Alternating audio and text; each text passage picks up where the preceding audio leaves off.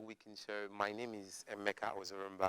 What a lovely Saturday to be here this morning on the weekend show. It's been so nice talking about the Calabari people and their culture. And of course, culture is so eminent and preeminent, in the formations of our society. And we must take those things seriously. Today, I'm going to be reading from my book, Sunflowers. I wrote this book when I was going through a time where I thought life was transient, life was reticent. So I just thought to myself, why don't I write aesthetic pieces instead of always writing socio-political pieces? So I wrote some pieces in this book that I'm going to share with us today. The first piece is titled A Wish Horse Composed to a String Quartet. Sometimes I wonder what to identify you by, what aesthetical docility in gaudy ductile projectiles of frail molecularities, passing fragility. Too many exhumes preoccupy after dying that weep, that smitten was his blessed eye in the shelter of sleep. Beetle granaries and their post-metamized grains, a chiffon civility that sprouts tabula rasa as migraines, a deranged dolmen soon in sacristy, sarcophagus, a conundrum of ptarmigans ascard to shorter phalanges. And the awakening of the eyelids that strife, a fire of sapphire clouds, theoretically in this monochrome quince, and understanding only proxied by mints. Adieu, mon chéri, like a poignant chauffeur at Versailles. Two laughs to tell the manifestation of the marvelous deeds after blindness. A worldly goose gave a verdict to become an ethereal swan, childless, and in modulations, the swan song, the chorus of a swan song refrain, powerless to decrease, passed from arboreal planetary gestations. He only came to existence to tell it goodbye. Perhaps a man wanted to be ordinary and not a crelasses of his asparagus that became pale and pallid, as if his spirit can descend back through rain. Goiters of sooth, nothing of polynomial polyesters, come round to the sycamore oak, come by the shorebeds and rot shorebeds, no suffused to the oxygenous circle, a sap with a hollow touch into the navel. My second piece is titled Esters. Esters are chemical components that are like fragile antennas. They seem to always evaporate just like ethers. So this also talks about life's evaporations. He was the ancient horticulturist of censer balsams ashed, a groom that only blooms tombside fruitfully, and vanished to evanescence of a rainbow arc, garnished only with banshee replicas.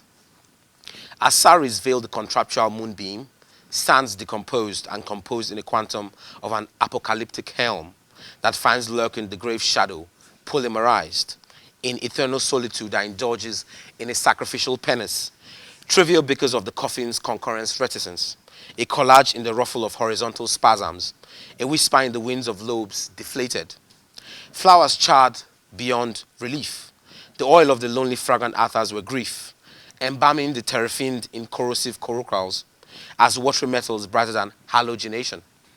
You sing the songs that earth is kind, but the feet wherethrough the dead objected.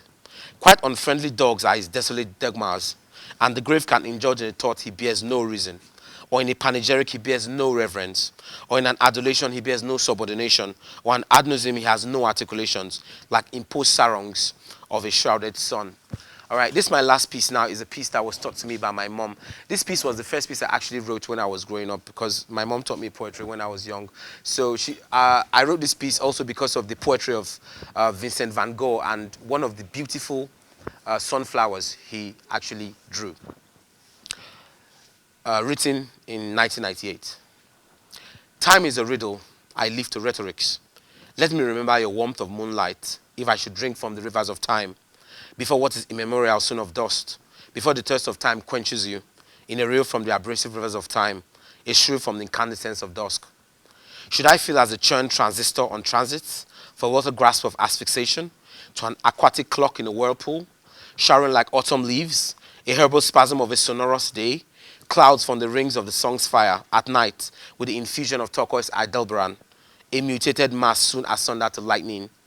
Sometimes when I stare at the water's face, one dew in the morning on blades of grass, I felt pale writhings of sapphire, a wilt in the welling gob of a famished bud, to foretell of a broken wing in the grave, that we hoped in tolerance to undo the dead, in whose obeisance the stone drowsed to eternity, as though a carpenter's saw can split the skies and shatter Vincent's portrait in clovered of mist.